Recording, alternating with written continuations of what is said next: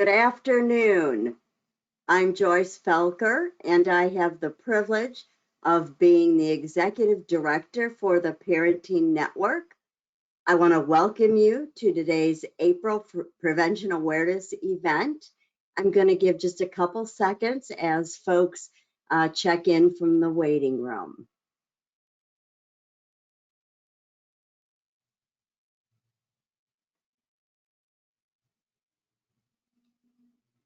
Okay, I think we'll go ahead and get started. So today we take time out to acknowledge and focus our attention on prevention awareness. We recognize that child abuse and neglect is a problem in our community. But April is about focusing attention on the solution, and that's prevention, strengthening families, providing families with the knowledge, skills, and resources they need to raise their children in a safe, stable, and nurturing environment. For those of you that have been to one of these events before, you know I say this every year. Parenting is hard. In fact, it's the hardest job you will ever have. And the last 18 months of a pandemic have made that job nearly impossible. We grieve with those who have lost a loved one to COVID and acknowledge the devastating impact this pandemic has had in the lives of our families. But we also want to honor and celebrate the strength and resilience of families in our community. You know, the pandemic has brought families together, spending a lot of time together, which is, you know, in some cases not so fun, but it has allowed families to eat meals together. Some are even playing board games like in the good old days. So today, in this moment, we want to honor and celebrate the strong families in our community. And we pledge to continue our work strengthening families and preventing child abuse. Today, you're going to get to hear from a number of families. And so at this point, I'm going to turn it over to today's moderator, Wanda Montgomery. Wanda has been a professional in our community for many years. And she has dedicated her life to excellence in the fields of child education, child welfare, and community engagement. She's on a number of boards and committees and recently retired from Wisconsin Children's as the Director of Community Partnerships and is repurposed this time in her life to as a principal with Montgomery Training and Consulting. She lives by a quote from Maya Angelou, when you learn, teach. When you get, give. So at this time, I'm going to hand it over to Wanda. Welcome, Wanda. We are thrilled to have you with us. Take it away. Thank you so much, Joyce, and thank you for that introduction. And certainly thank you for the opportunity to spend some time with our invitees or our registrants on today as we discuss such a important topic on the importance of parenting and the success and some of the challenges that you may face when we look at parenting, because there is no book that, well, there are books, but no book is going to fit every child with every situation. So I am pleased to be able to facilitate this conversation on today with a number of leaders in our community. And So I want to just explain to the audience that what we will first do on today, we will have a panel discussion. And there are some already designed questions. I may throw a few in there just as the conversation is moving along. However, if you have a question you want to ask, there's a spot, the question and answers, that you can place your questions in, and then later in our conversation, we hope to be able to maybe ask some of those questions of our panelists on today. And so today I am honored to be able to facilitate this conversation, and triply honored because I get to hear from two young men in our community that are leaders in Milwaukee County. And then we also have a mother, and she's a leader in her own right. And we will introduce her also as a part of the panel.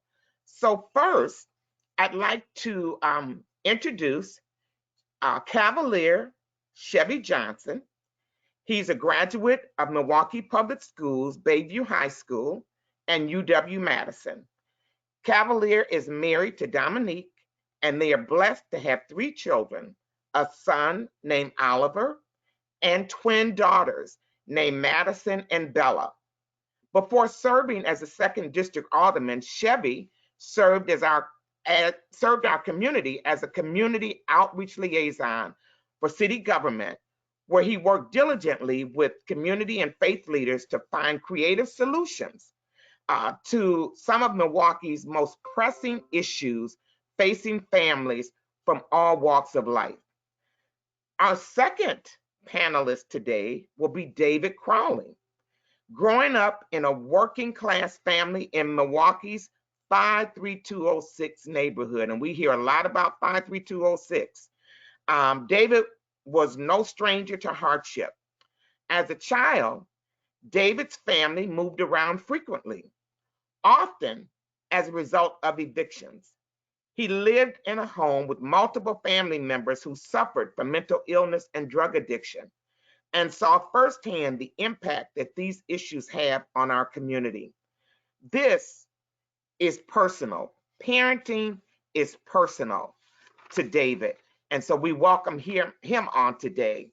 And our third panelist, we had anticipated Brandy being with us on today, but she was not able to join us. So we have another young woman who will join us on today, and her name is Catherine Holliday. And Catherine is the mother of 2 young boys, and I believe 5 and maybe 2.5.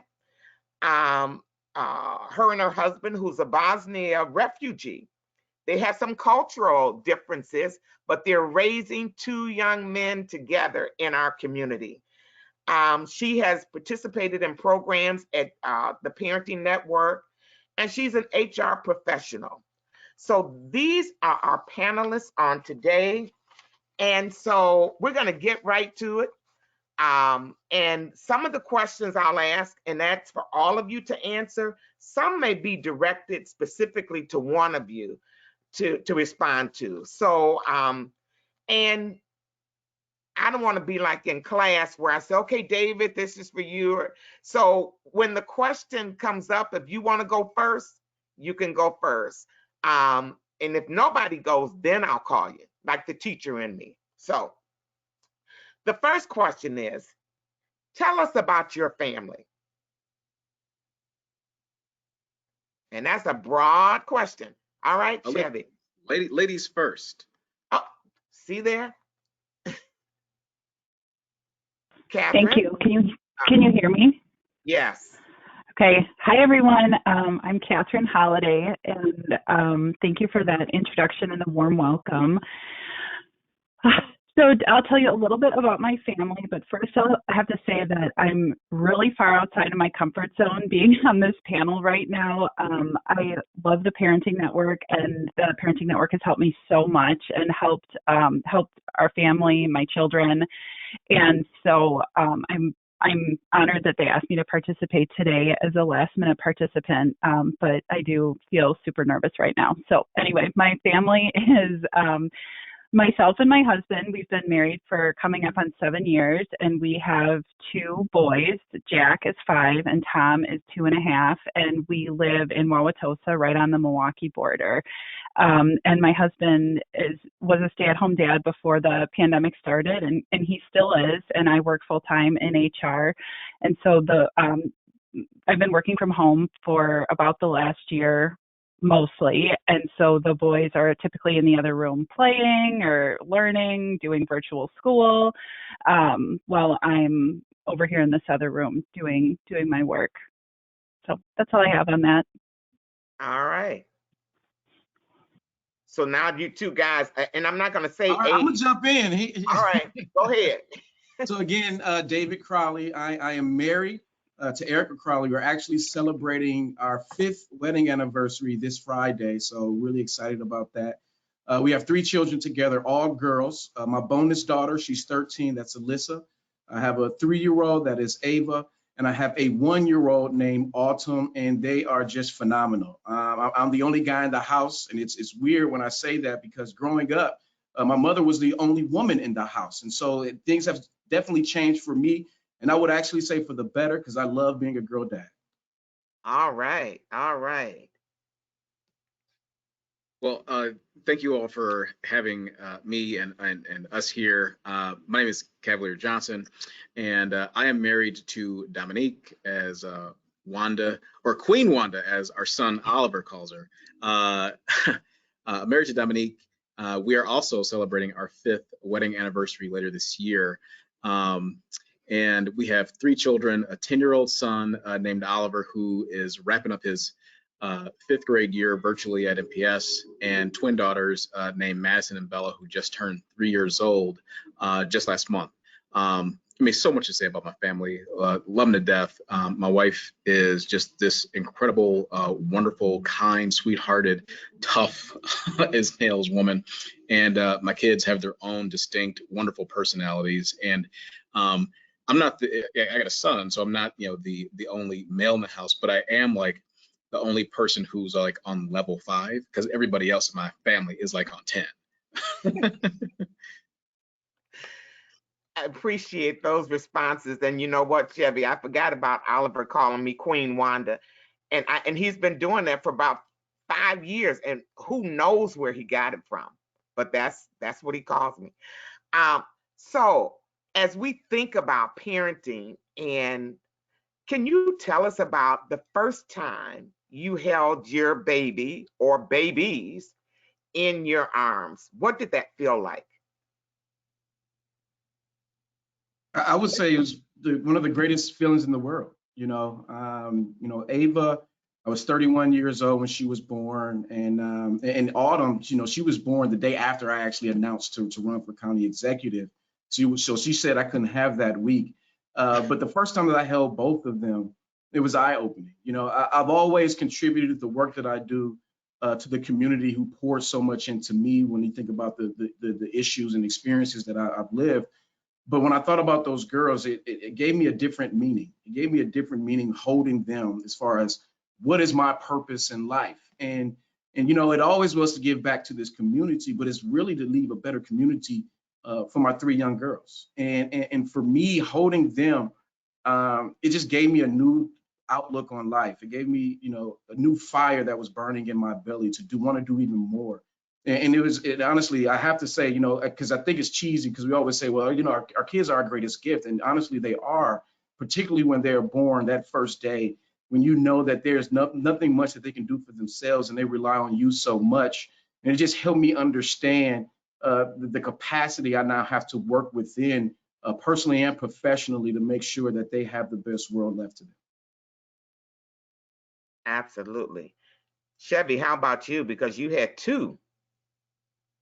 Yeah, Madison and Bella, born early in the morning on March 23rd. Their birthday was supposed to be May 4th, which I was really excited about because that's Star Wars Day. And we could say, May the 4th be with you. They had other plans. And so that gets me back to like holding them for the first time. And to tell you the truth, I was afraid. I met Oliver when he was 2, so I didn't get to have him as a very small baby. So Madison and Bella were the first, my first children that I held, and there were two of them, and I was afraid because they were so small. They were premature. They were born, several weeks early, and going into the NICU and seeing them for the first time and holding them for the first time just made me realize how fragile life is, and how fragile the life of my own children was, especially at that moment. Sometimes I look at them now and they're 3 years old, and not only are they running around in the house, but they're running the house, and just like thinking to myself, man, they've come leaps and bounds from what they were when we first held them and first brought them home. And we were afraid to bring them home because we were like, we don't want to break them because they're so tiny and so fragile and so small. But you're just filled with so much love, and this sense of overwhelming responsibility for their growth, for their development, and for their futures is in your hands. It's an awesome sense of love and an awesome sense of responsibility. I saw some pictures recently of their birthday celebration. So, having girls, you guys are in for a treat. We're special. We really are. Catherine, what about you? Yeah, my experience was that I was really scared when I was pregnant to become a mom. I'm the youngest sibling and on the younger side of my cousins, so I didn't grow up babysitting. I always tell this story. I had only changed one diaper once in my life, and when the kid went home, the dad texted me, and he was like, "You put the diaper on backwards," So I just felt like I was walking into something that people kept saying it's going to be the greatest joy of your life, but I was like, I haven't even figured out how to do a diaper yet, So with my oldest son, I had a long delivery. And so when I met him, I honestly just felt scared and clueless. And I didn't even know what questions I should be asking. And so for me, it was one of those a slow process of kind of falling in love with becoming a parent, really after I started feeling like I was getting a clue from different community support and figuring things out for myself. So the way I ended up figuring out diapers was we went home from the hospital. My husband dropped us off and had to go back to work. And it was just me and this little baby at home. I was like, okay, it's me and you now. We're going to figure this out. And that's the way we figured it out. And so it's kind of just been a combination, of figuring out on my own, but with the support of the community on how to do all these different things as a parent. So I'm going to kind of combine the next question. One is, and we'll start with you, Chevy. What are some things that you learned from your parents that you are utilizing now? And tell us your most embarrassing moment as a parent. Yeah, well, maybe I'll start with the last part first. I think my most embarrassing moment as a parent, speaking specifically with Madison and Bella, because those are the babies that I had, that I had the responsibility of raising, from the beginning. This is internal, inside baseball inside the house. Nobody knows it, of course, but like when they first came home, I was run ragged. I couldn't do nothing. I could not keep up. We were taking shifts because they just, they were just kind of all over the place with their sleeping, and I just was useless for the first several weeks. I couldn't stay up. I was dead tired, but I worked at it, and then I got to the point where, because Dominique is with them all day really, on top of her own work, I worked at it so that when they cried and stuff like that in the night, I would be the one to get up with them, and we still do that now. Even like if they lose a doll or something, a stuffed animal that they want to sleep with, I'm the one that gets up out of bed to go and settle them down because she's with them all day. And then the first part of your question, you want to repeat that for me? The first part, actually. What was a part of your upbringing, your parents that you are using now, your parenting that you might be using now? Certainly.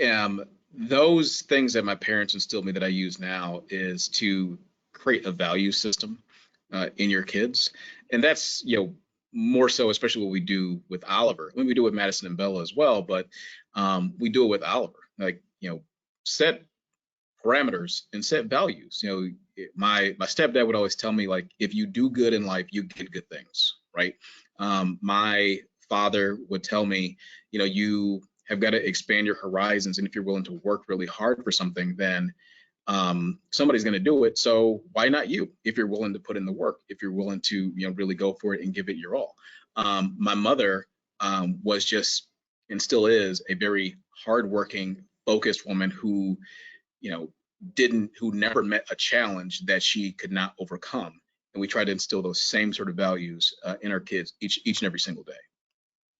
All right, David, we'll go to you next.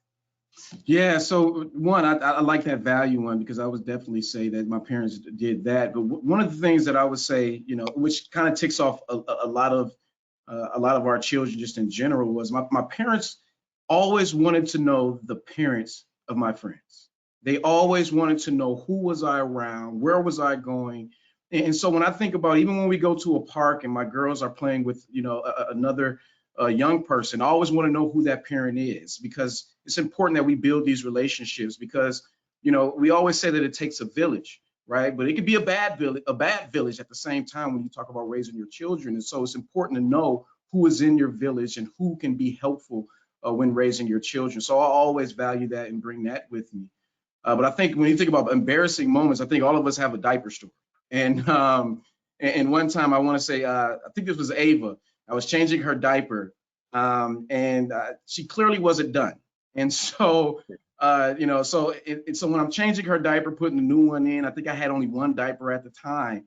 And so, I'm trying to hurry up, but I wasn't fast enough. And so she, boo-booed everywhere. And I did my best to catch it so it wouldn't get over me. And so, I washed myself up and I went out during my day with my daughter. But everybody I was around kept saying, "What is that smell?" And so I didn't clean it up quite that well.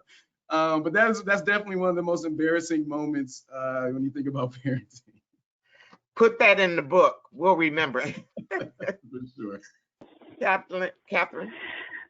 I was just kind of thinking, I have a lot of embarrassing, I just feel like I'm always embarrassed or feel like I'm doing something silly as a parent. And I was thinking back to this weekend, actually. My older son, he was doing these, I don't even know how to describe it. He basically was jumping off a chair and ended up hurting himself.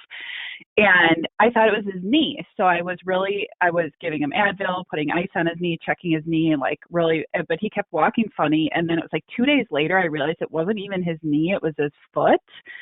So I called my friend and I was like, actually, something's wrong with my kid's foot. I didn't even realize it was the right part of his body. And I was feeling really, it was like embarrassed and kind of like a bad parent again.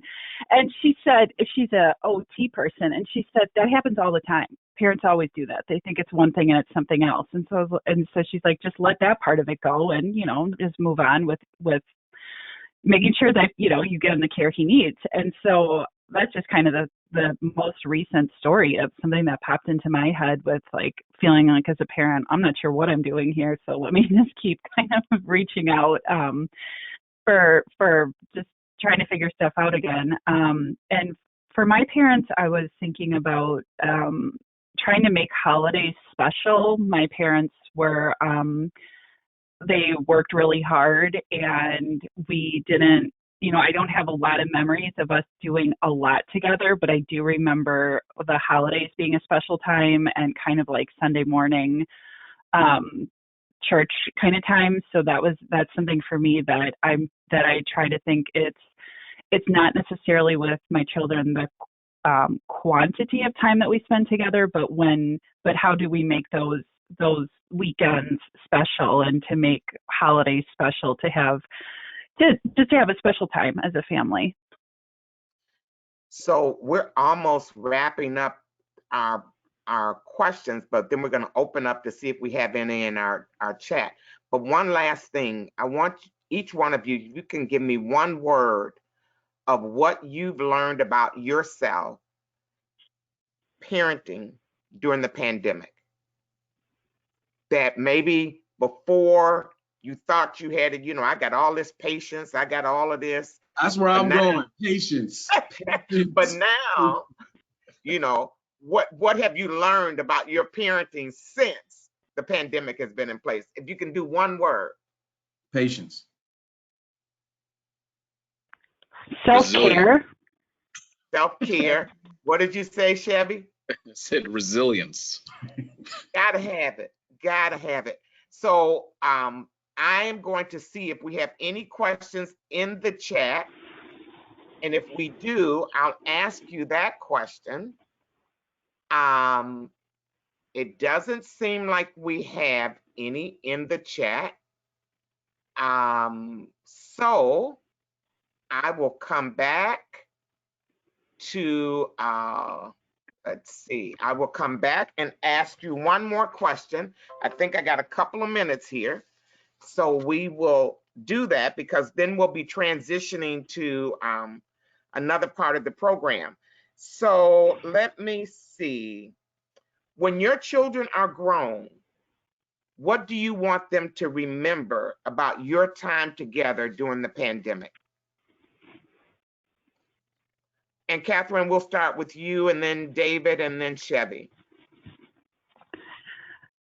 I'm hoping that they remember this as a special time where we were all at home together and not running around to different places, or, you know, it seems like, I know people talk about this all the time, but on the weekends just being like go, go, go, go, go. So, and we completely stopped doing that. We've just been home together as a family for the last year. And so it just is a way for them to remember it as, you can just be at home, full of love. You don't have to have anything kind of extra to feel this kind of safe and fun, have fun and enjoy time together as a family. And you don't need a lot more than that. Okay. Just to piggyback off of that, it's really knowing that the little things that matter. I think that when you think about this pandemic, we become, simple to where we actually forgot about the little things in a sense. And I think that when we think about those little things, particularly with our children and young people in general, that helps to build the character in them. And so for me, I want them to remember, the board games, the Mario Karts, the time that we spent together and actually opened up and was just open and honest with what was going on as far as our feelings, particularly during this pandemic, because I think it's important when we talk to our children. The little things that matter is having them have an opportunity or a space to be able to talk about how they feel. And I want them to be able to remember that and actually hold on to that as they grow up and become the women that we are raising. And then I would say that, this time has been hard for a lot of people, and especially for children, right? Madison and Bella, for instance, they've not been able to socialize with other small children to the degree that they normally would have, whether they're at, a kid zone or something like that. The time at the parks has been restricted. And then for Oliver, who's older, who is in 5th grade, you're at that time of your life where, you want to be around your friends, right? Especially as you are entering into your last year in the school with them. And you don't have that because it's been all virtual. But I would want for my kids to realize, from Madison and Bella, but especially Oliver, is that, even though this time has been difficult, we've been able to get through it, and we got through it together as a family. There have been adjustments that everybody has had to make. There have been challenges that all of us have had to endure, but we've been able to address them, to conquer them, to get over them, and to do it all together as a family, and to carry those same sort of values with them into the future. That when you encounter something that's difficult, you don't stop. You just keep powering through, and you can even overcome those challenges too. Well, I can tell you, as an older parent and grandparent, I've learned to go back to the basics. A lot of things that I thought I didn't have time for, I have time for now. And that has been important. And so what I would say to each one of you, thank you so much for sharing a little bit about your family, your parenting.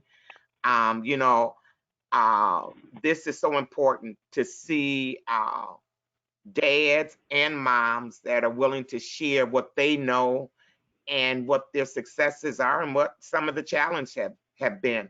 But I think the key thing here is you can overcome that. As we work at it, we learn and we can overcome it. And so we appreciate you, David Crowley, County Exec, Chevy Johnson, Common Council President, and Catherine Holliday, all parents. And we'll keep watching you. You know, most of you, I have you on Facebook, so I get to see some of your stuff. So with that, thank you and have a wonderful day. And say, especially tell Oliver that Queen Wanda said hello. I will do that. Thank you so much, Wanda. Thank you, Parenting Network. All right. Thank you. Take care. And as we are transitioning, Eric is going to pull up a poll for us that has a few questions. So Eric, I'm assuming, there we go. There you go, Wanda. I'll read it off for the audience unless you'd prefer to do the honors. You can do it. All righty. Well, the poll today, everybody, is when you need help, because we all need help, who do you usually ask? Select one of the following: a family member, a friend, a faith leader, a professional or community organization, or do you turn for online or anonymous support? And we've got about 41% have answered. We're over 50% now. And there's definitely some trends in there, Wanda. We're at 67%. So I'm going to close the poll in 5 seconds. So get your votes in. 4, 3, 2, 1. And with 79% voted, here's your results. Overwhelmingly family member, with friend close behind. All right. So that lets us know that that's our go-to. And typically the family member may be a parent or a grandparent, someone who has been a part of your life that you trust, could be an older sibling. So we appreciate you taking the time to take our poll on today. And so at this time, we have an opportunity to hear from another young man in our community. And that is none other than Lieutenant Governor Mandela Barnes. How you doing, Mandela? I'm doing all right. I see I popped on a little bit early. Well, that's okay. That's okay. So you get to see me for a minute while I tell about who you are. And before I even say this, I'm not sure how long ago. Well, you were elected in 2018. So that was for lieutenant governor. Right. So, but you were in state rep before that. And I met you years ago when you were a community organizer with Micah. So I don't know how long ago. I don't know how long ago that was. We won't say, because that just gives me more years. It's fine for you. I was gonna say so, but I stopped myself. So Mandela Barnes serves as Wisconsin 45th Lieutenant Governor. He was elected on May 8th, 2018. He is the first African American to serve as Lieutenant Governor in Wisconsin, and the second African American to ever hold statewide office. And we know who the first was: Dale Phillips. Born and raised in Milwaukee, Lieutenant Governor Barnes is the son of a public school teacher and a United Auto Workers member, to whom he credits much of his success. He grew up attending Milwaukee Public Schools and graduated from John Marshall High School in 2003. Within his current role, Lieutenant Governor Barnes uses a platform of sustainability and equity to fight for solutions that invest in opportunities and fairness for every child, person, and family in Wisconsin, regardless of their zip code.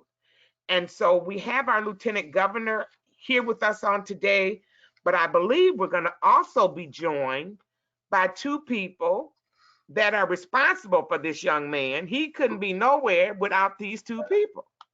And that is his mother, LaJuan Burns, and his dad, Jesse Burns. So with that, Mandela, we're going to give you this opportunity. I don't know if your parents are on yet, if they will talk before you or after. It's however you want to do it. Yeah, I'm not sure if they're on right now either. Okay. I will say, since they're not here, without my assistance, it may be a little tough for them to connect to this portal. So while we are probably waiting on them, I'll just go ahead and just say thank you for having me. Really excited to be here. Hoping my parents log on soon because, yeah, it's good to hang out with them. My mom, I was actually in Milwaukee yesterday. My mom popped up at my place 3 times before noon. So, But you must have told her you were coming. well, she knew I was home. I honestly don't think it mattered. I popped up to my place before and she's been in there hanging out. Same with my dad, actually. My dad would pop up and leave stuff in my house. So to say that I'm still very close to my parents is an understatement. But that's the case when you're an only child. So I'm happy to be here. And I just want to talk a little bit about what we're doing and how it intersects with what you're doing.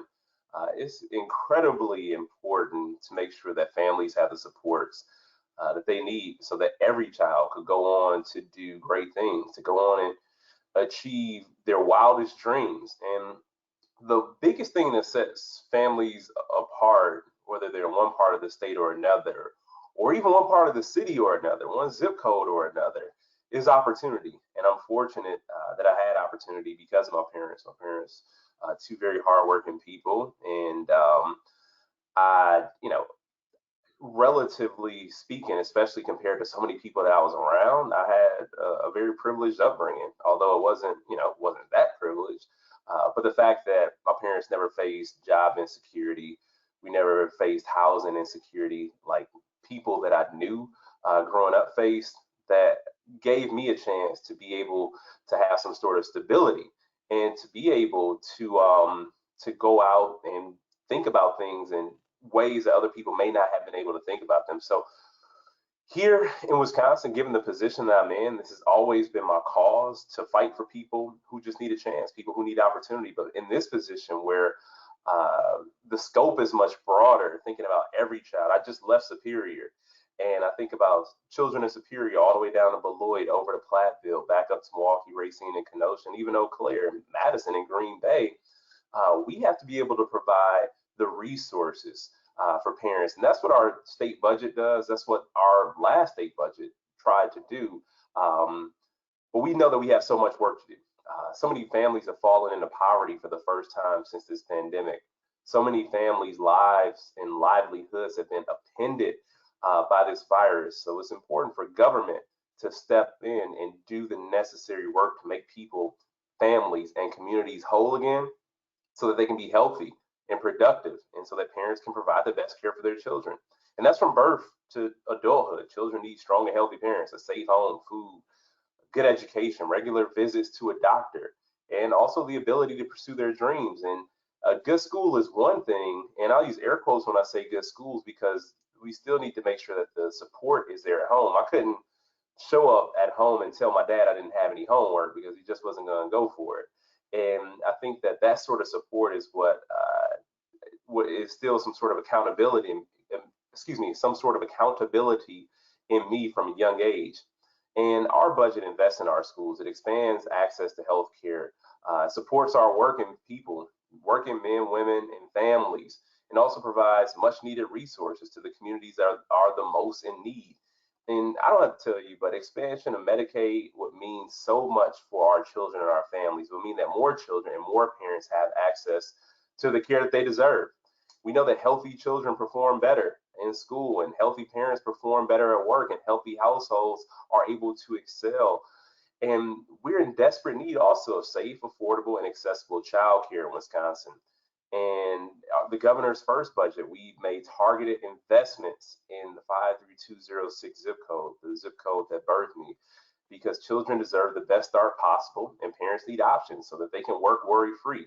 And this budget makes a historic $70 million investment in infant and toddler care and in the early care and education workforce. And the earned income tax credits proven to be one of the most effective tools in lifting families out of poverty. And our budget increases Wisconsin's constant supplement to the federal earned income tax credit.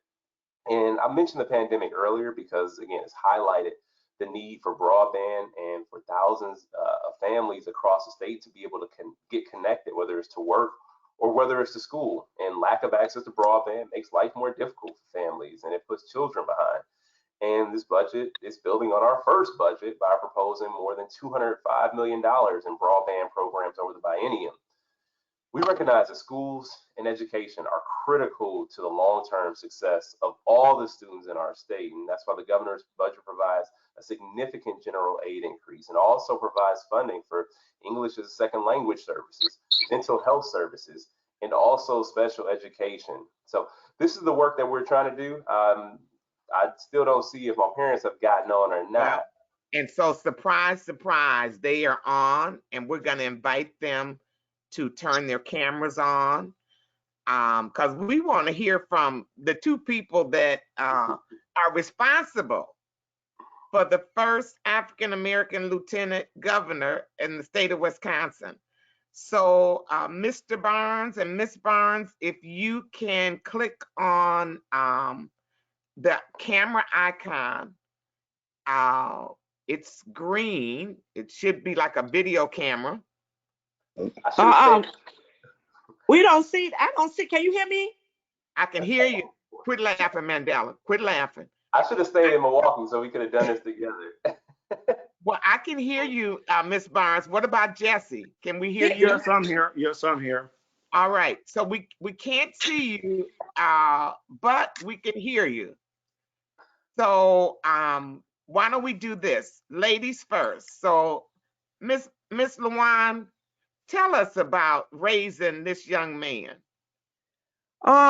It was just a pleasure raising Mandela.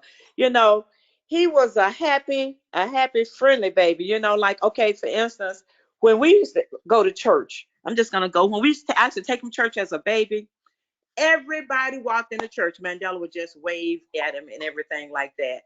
Just wave. He was just like the welcoming committee at church. And raising him, I try my best to get him involved in everything everything possible. He was involved in everything that the Y had to offer: t-ball, soccer, ballet, and gymnastics. And so we got him involved in all of those things. I took him, he was involved in College for Kids, you know, at an early age. And he was involved in the library program every summer, where he had to read books every summer, and his dad had him to explain and do book reports. When he was a small kid, he wasn't able to write good, but his father had him writing book reports and everything like that. And so everything, we try to build a ground level work where he could build up to and have him involved in the community, and you know, just making him just ready for the world, getting him ready for the world, you know. So all right, his dad want to talk a little bit. Oh yeah, Mr. Barnes, my neighbor. Yes, how are you doing today? I'm good. Yes, well, it's a pleasure to be here speaking with you today. You add something? Yeah, it's a pleasure to be here. Talking about Mandela growing up, I guess Mandela being an only child, and we were actually late bloomers when he came along. He wasn't, you know, the only grandchild in the family, so he had a lot of attention. He had what you call overdoting grandparents. Excuses were never accepted. We tried to put him in situations where he could be challenged. because actually the academics kind of came easy for him. He just needed someone to show him what to do with the knowledge he had. So it was a pleasure being a parent. Glad we only had one because the other one wouldn't have measured up to him. So, we were satisfied with one child, and we definitely both gave him all our spare time. Okay, he was never left at home alone. He always, had parents at his practices, sitting outside waiting to take him to school, or we gave him freedom, but then we did have boundaries. He's shaking his head. I don't know if he's shaking his head. He didn't have the freedom. Oh no, about that freedom, no, he didn't, because his dad was real strict. His father was real strict, and Mandela could not watch television after a certain time. He could not talk on the telephone after a certain time. And all Mandela would say was, I can't wait till I get grown and get out this house so I can do what I want to do. That's what he used to always say. And like I went back into the learning part, his father first wanted Mandela to do homeschooling. I talked his father out of that. And but it still went on here because his father was also an educator, has a degree in elementary education. And so his father wanted to teach him here. So it was just like a learning experience every day, breakfast, lunch, and dinner at the table. His dad would give quizzes and ask questions about things that's happening on the news, and math. He was ask him questions and math, give him math problems to do at the dinner table. We couldn't even eat. He had me counting on my fingers and toes, because Mandela. And then he would ask Mandela different questions, and then he'll come back and ask me some questions, and Mandela look at me and say, Mama, you don't know the answer? I said, oh yeah, it's just between you and your dad, you know what I'm saying? But yeah, they did a lot of he really helped Mandela to be where he is today. He was good in working with him educationally because Jesse loved it. Like Mandela was 2 grades ahead, and his father also was 2 grades ahead. I was right on time. But my mother was 2 grades ahead. So it ran in the family with the knowledge. And there were expectations that had to be met. Yeah. Well, I appreciate the clarification because there was no freedom on the Barnes plantation. Definitely. Well, let's just say his grandmother got a little bit more liberal when he came along, okay? And I know you all know. I know you know how Mandela loved his tennis shoes, right? Everyone knows Mandela loved tennis shoes, all type tennis shoes. That's because his father would not buy him any designer tennis shoes, Nike tennis shoes, Jordan tennis shoes when he was here. His father said he would not pay a lot of money on shoes that he didn't have a job, and he doesn't wear those type. So we never purchased those shoes. And I see now that Mandela, that's all he get when every new Jordan come out, he has them now. But he could not purchase those in our household. So, Mr. and Miss Barnes, we thank you so much for joining us today and sharing some of those secrets. I think they're recording this, so I'll be able to keep some of it. I don't know. Wonderful. The next time I introduce you, I'll talk about them Jordans. Do you have them in boxes so you can see which ones you're going to wear whenever you're going to wear them? And some of them, I don't buy them as much anymore just because I got to make better financial decisions in my life. So I don't buy. It's been a long time since I bought a new pair, but I still have a lot of them in boxes. So you're not embarrassed yet, right? No. So I'll tell you one thing. You know how like when you're a kid and you go like to a grocery store or church with your parents, like, you better not embarrass me in here. Now it's the opposite. Now if I'm with my mom at the grocery store, you better not embarrass me. I hear you. So, Mandela, do you have more that you want to share with us as a part of your keynote? I just, I'm appreciative, deeply appreciative of my parents, and recognizing, the foundation I have. It's a foundation that every child should have in this state, in this country, because it can go a long way. And I'm not going to sit here and act like I was just the smartest student in the world, or even the hardest working, or I had a solid foundation, and that was the difference for me. And I think about how many children there are out there who have what it takes mentally, have the drive, have the natural intelligence, but don't have that foundation, and their path in life just is drastically different than the one I'm fortunate to be on right now. And so that's why we got to do all we can do to support our youth, especially those who are in challenging situations where their parents may have some very significant struggles that is difficult to overcome. We have to work to fill in the gap later. Absolutely. Well, I just want to take this time to thank you, Lieutenant Governor Burns, and your parents, Miss LaWan Byrne and Mr. Jesse Burns, for raising a dynamic young man who I'm sure is representing you well. And, wherever Mandela goes, you go, because he can't go without people knowing that he came from good stock. And so we appreciate you being a part of this discussion today. And one of the things I know is, and we said this earlier, there's not necessarily a book that you can go by that gives you all the answers to every child you have in every situation. And so a lot of it is trial and error, but I want you to know your trial and error produce success. And so we thank you today. Thank you, Mandela, for being with us, and onward and upward. We're looking for you to keep doing great things. You can't stop here. Can't stop here. You can't stop here. You're too young. You can't stop here. So keep doing what you're doing for our community, for our state, and for the nation. Thank you. Thank you, Dr. Montgomery. Thank you, Dr. Montgomery. Oh, my goodness. I just got promoted. Thank you.